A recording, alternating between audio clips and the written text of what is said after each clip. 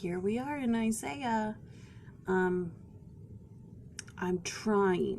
going to try to get as much out of these chapters as possible, because when you read it, well, as a family, we read one page a night, and we've already been through all of the Isaiah chapters. Right now, we're in Jacob, and so the whole time we were reading it, I was like, Jacob, can you please be done? Or Isaiah, can you please be done? Like, can we stop quoting Isaiah now? But I'm trying to get more out of it. And so in the supplemental reading that I'm doing, I'm trying to find something to pull out, you know. In the companion book to the Book of Mormon, but the one by Ludlow, the old one, the one that talked about dancing in the ships, he talks about how, like, of course Nephi was concerned with the writings of Isaiah, because Isaiah talks about the house of Israel. Like, that's all he talks about, is the house of Israel. And of course Nephi is concerned with it because he is part of the house of Israel and his descendants are. So of course he would talk about that. So I found that interesting, and as such, we are also part of the house of Israel, so I should also be concerned with it.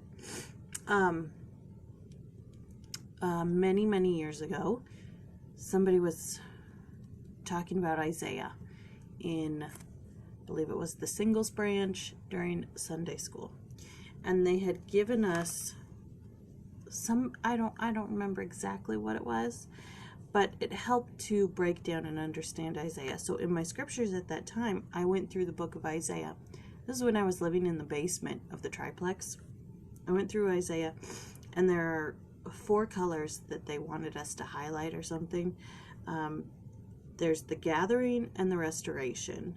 There's the millennial reign. There's messianic speaking, and then there's the second coming. So those are the 4 main topics of Isaiah. And I went through Isaiah and I did all that highlighting. But in 48, there wasn't much highlighting to do in those sections, but I did find some things from my old scriptures that I wanted to share. Verse 6 says, "Thou hast heard, see all this, and will not ye declare it?" So that's like, you have this knowledge, are you not going to share it? Like, come on. And then in 10, this verse stuck out to me last night in my personal reading, but it's different from Isaiah to Nephi, which also in my supplemental study is the one thing that they picked out. Okay, so chapter 20 is like 3 like literally this much. Like, they didn't, like, I was like, okay, I'm going to get up and they're going to dive into this and I'm going to learn so much. No.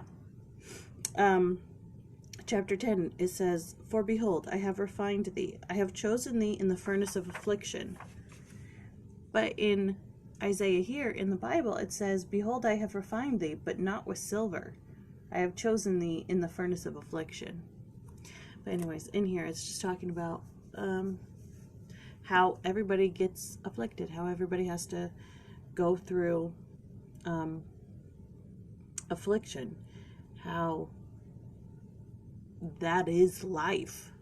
You're not going to skate by and just have a sunshine and roses type experience. Everybody's going to be afflicted. Everybody's going to have troubles. Everybody's going to have a moment where they're uncomfortable. Everybody's going to have a moment when they're upset. Everybody's going to have a moment when their feelings are hurt. And the question is, how do you respond to that? Are you handling this trial the way that Heavenly Father wants you to handle it, to learn and grow from it? Or are you handling it the way that Satan wants you to? Are you putting up walls? Are you getting defensive? Are you getting angry? Are you digging deeper into that situation? Are you ignoring it? Are you running away? And that's something that I think really needs to be thought about in this section here is, am I handling my afflictions, whether they're physical, emotional, social, anything? Am I handling my afflictions the way that Heavenly Father wants me to? Or am I handling them the way that Satan wants me to?